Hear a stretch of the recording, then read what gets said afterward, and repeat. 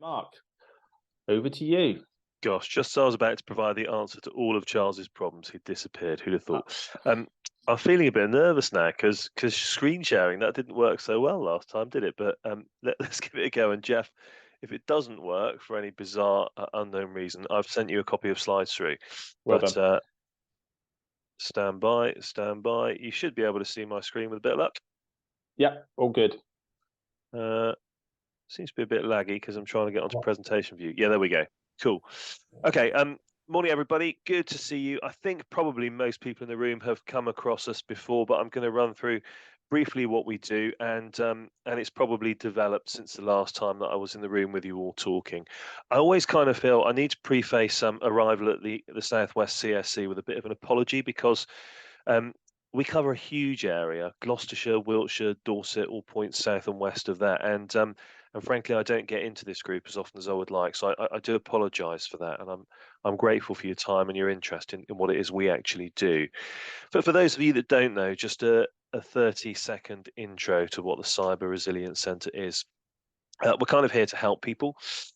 We are a police-led organisation, so I'm a serving cop within Devon and Cornwall, and not a cyber expert, as will quickly become apparent, I'm very sure. What we're here for essentially is to look after small businesses and charities who can't otherwise help themselves and don't trust anybody enough to start having those conversations around cybersecurity because all they see is a large price tag and they don't understand why they would need this stuff until probably it's too late. So we fit it within that landscape with very much a crime prevention ethos. We're not about making profit at all, but being a policing business does enable us to do more than the kind of things that policing would generally do. And in the cyber arena, as I'll come on to, that's probably very much necessary. Um, so let's kind of start off with where we are because it's been a little while since I came into the group. We've got getting on for 1,400 members now around the regions. That's businesses and charities all signed up for support. Really, really strong engagement from them. So when we send out our monthly newsletters, we're hovering around about 60% of people that we can see opening those. It's a stat I keep repeating because I'm really proud of it, and it shows a really high engagement from them. And that's generally played out in most of the stuff that we do. When we run regular webinars, we get a good audience for those now. And the information that we send out to people, we have good feedback on. I'm going to come back to what exactly it is we do for our members. We're also part of a wider network. So as I look across England and Wales, the Home Office is funding a number of similar centres.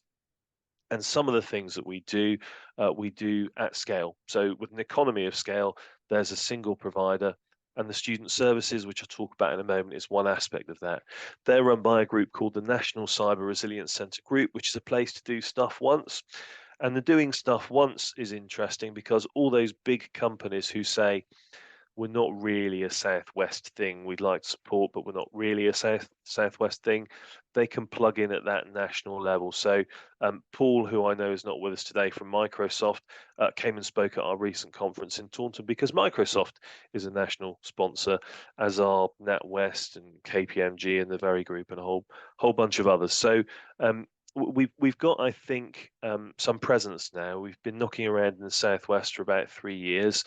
And we're really well networked with a whole bunch of the regional business organisations. So, Federation of Small Businesses, Southwest Business Council, Business West are starting to sign up all of their members to what we do in just a moment. So, that's us. That's kind of where we sit and where we are. I wanted to talk primarily today about what we do for our people. So if I ask you all to put yourselves into the shoes for a moment of a harangued charity member who's been prodded and told that IT is your problem, you're in charge of that, or just a sole trader. We do deal with larger companies, and I'll come on to that. But the majority of our client list, somewhere over 50%, just north of 50%, is organisations between 1 and 10 people. So it's small.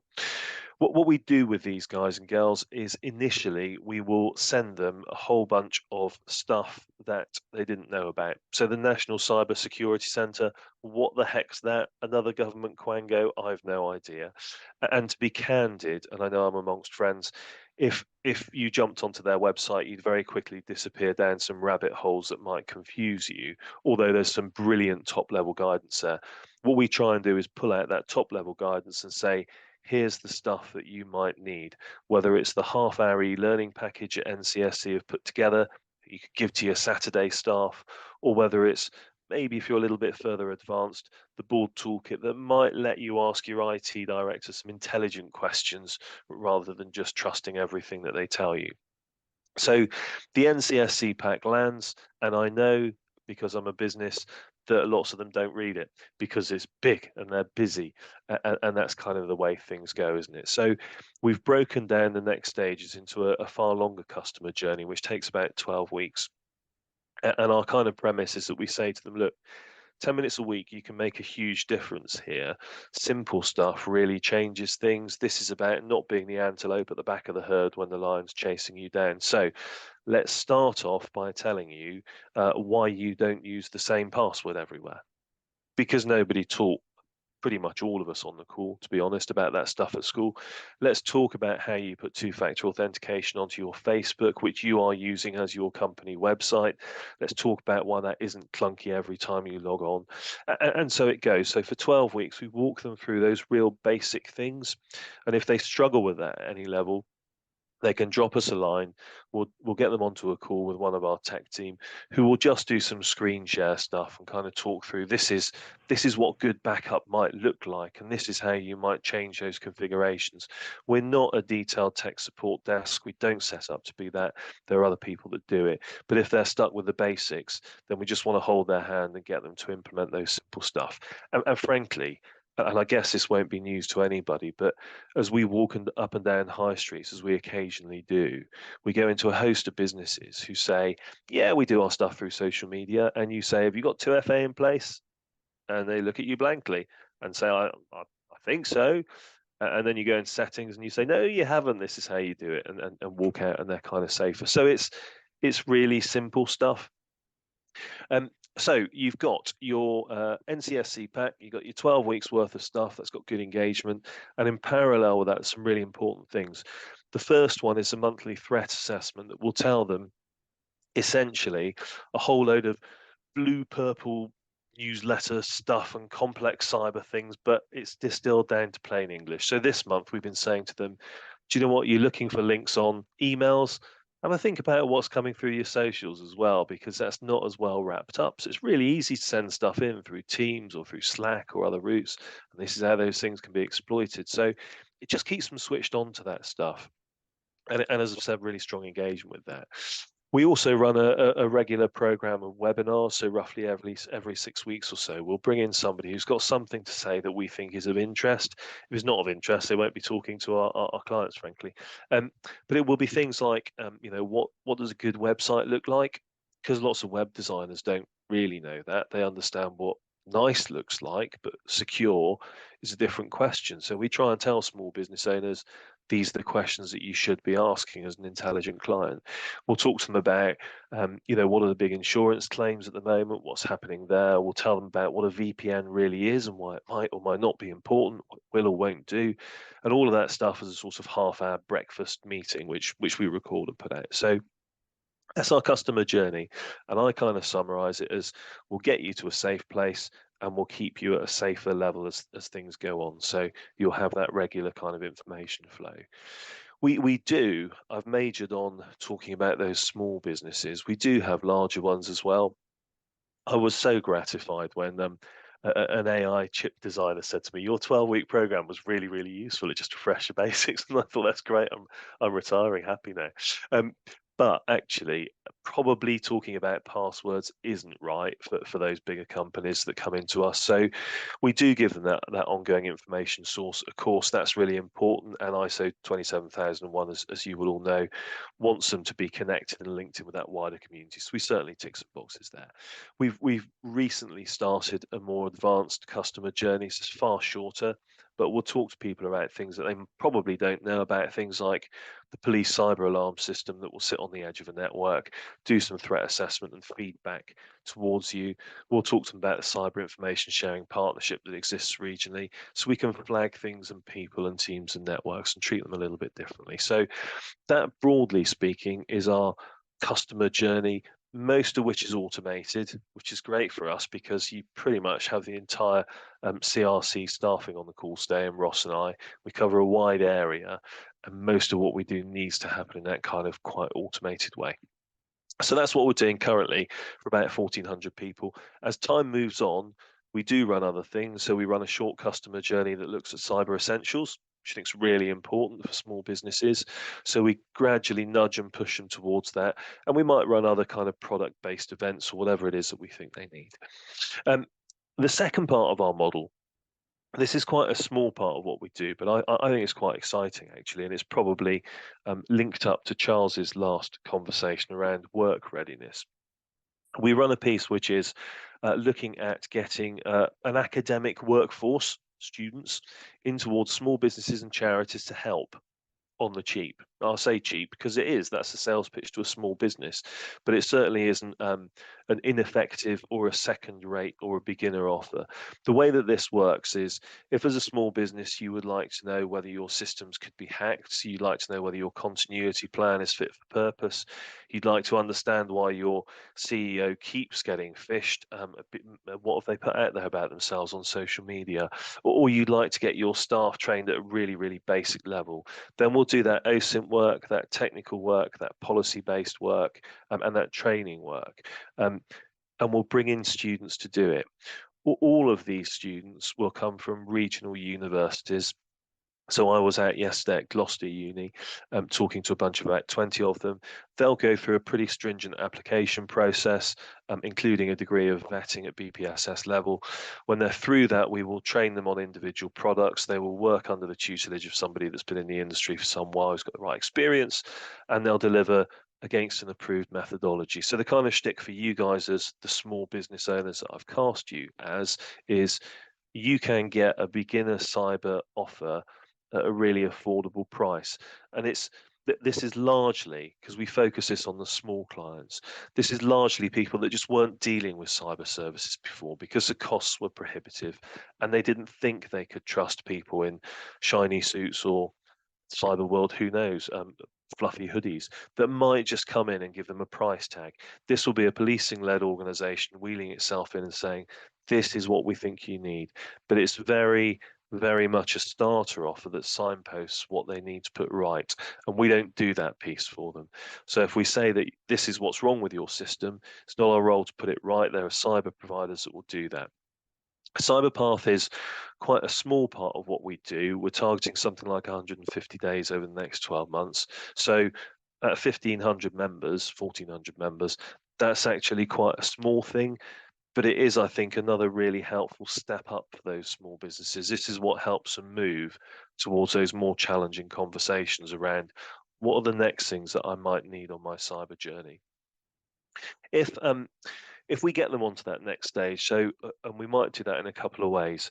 Firstly, the technical services might say you need to fix some stuff, and secondly, our clients might call us out of the blue and say, "Help! I've been ransomed. Who do I go to?" If they don't have anybody, we will direct them towards some of the people on the screen. This is policing's endeavour to just provide a kind of trusted trader model, and fabulous and wonderful though all the companies on the screen are. Trusted trader models have their limitations, of course they do. I won't promise that on the screen is the best SOC in the Southwest or the best NCSC accreditations or any of that stuff. But what I would say to you if you contact me as a small business owner is, I know some people who are local to you. They are all certified as certifying bodies for the Cyber Essentials scheme, and that means that they've been through a degree of due diligence, they understand cybersecurity basics, and they work with us on a regular basis as well. So I can't guarantee they're the best thing since sliced bread, but it's a heck of a lot better place to start than Dave down the pub who says he knows something about cyber, or page one of Google, which depends on those SEO rankings. So again, it's really important to say this isn't necessarily the only thing that good looks like. But as a starting place, I think it's a great place to signpost what good and helpful could look like. And that's a cadre of members that we work with from across the region. So the so what bit has always been important for us, and we've worked really hard in the Southwest to try and position ourselves within a pretty vibrant landscape with lots of acronyms actually for outsiders. And probably most of those on the call know that Robin King has been and remains on our advisory group since our outset. So where we fit with everybody else and don't just tread on their toes is very, very important to us. The first aspect of that for us is that we very clearly see ourselves as the thin end of a wedge. There is a whole marketplace out there of people that should be talking about cyber in a world where 1 in 3 business spots a compromise each year, but they're not, because it's too difficult for them, it's far too expensive, and they don't understand the language. So actually we put a huge amount of time and resource into trying to coax and cajole them at various, small business meetings, and B, trying to translate cyber in something that they can practically understand and do something about. And that's quite hard work, and we do that for free. So that's about kind of developing the market for cyber services within the Southwest. In a very kind of real sense for me, I know from talking to people that very often, if as a cyber provider you were to go to a medium-sized business, they can't ask very intelligent questions because they don't quite understand this stuff. So the conversation tends to be, and maybe a clumsy summary. I'd like to be safer. Can you help me? Yes, I can. I'll have a look. Here you go. Here are my recommendations. Gosh, that's a big number at the bottom. Do I really need it? And so it goes. And it's quite difficult to kind of convert people. What we do, particularly with the technical services, is that we can come in and say to them, this is where you look to be less safe. Here's the pre-sales work. Here's your shopping list. Be reassured that you need this. Go to an industry provider and they'll be positioned to sell that to you, whether it's as simple as a backup solution or something around far more technical configuration piece. We deal with lots of companies who work in IT, and I know that's generally not the kind of audience today, but lots of people who work in IT who don't really do cyber, and it's a constant grind for them that they're having to put together laptops that have been compromised and broken remotely by cyber criminals. And we say, look, if you're doing that for your local charities and you're doing that for your local small businesses, let us be the people that just try and keep them safer in the future, because they won't incur any cost for that at all. So where we can complement people that maybe do tech but maybe don't do cyber, we're really happy to kind of form those partnerships. The third piece for us, which is really important, is around supply chains. And we held a big conference probably about 6 weeks ago. I think I'm just over it now. Up in Taunton, in conjunction with Somerset Council and the Southwest Business Council, looking at exactly this piece around herd immunity, because I know, and you will know too, many large organizations, as they move through their procurement chain, they kind of assign their suppliers a risk level. So high risk, people providing me IT. I want certifications, I want some reassurances, and I want some contracts in place. But as you start to move down through all those other people that you're transacting with, there's nothing in place. So at a really basic level, do you know, it's probably about a year ago, good example that crops up more often. I was in a business show somewhere just south of Gloucester, dealing with an events company who didn't have a clue about any of this stuff. We run away day stuff, team building stuff. They said, we don't really think we need this, do we? Well, okay, so who do you run team building stuff for? Do you operate in the Cheltenham area? Yes, we do. So you might have some interesting people from the Cheltenham area that might have come into your list that others would be really interested to get into. Oh yeah, we hadn't thought of that. And it's that kind of conversation, isn't it? It's at a basic level, the people that are supplying the flowers to the reception desk, the pasties for the staff lunches on a team day, it's all that stuff where they're unprotected. And that herd immunity piece is really important for us. So, if you're safe, but you haven't asked a question of your marketing partner, that's where we'll come in and just try and bring them to a basic level of cyber awareness and a position where they've done something. And if we can push them, cajole them, and nudge them over the cyber essentials cliff, then we'll certainly do that. We do also, lastly, work with other people too. So although my kind of I can recommend parameters are very clearly set at Cyber Essentials by National Policing, there are other people that we work with. So where we think they've got something that will be of interest, we work with people whose businesses are about GDPR, or about blockchain, or about insurance. Then we'll do that, and we'll very regularly turn up at events and say, we think this is important, if we genuinely do. And we'll ask them to speak at our events about what they do and why that might be important. When we get towards those formal collaborations, and I haven't spoken about money because it's not what today is about, we very often ask them, look, just chuck in a small amount to the kitty of what we do, because it helps us to increase our outreach. And we're very much a shoestring business. We're not making money. We're not here to make money. But if I can take over the Southwest world and make it a safer place, then I'm very much happy. So that's kind of where we are.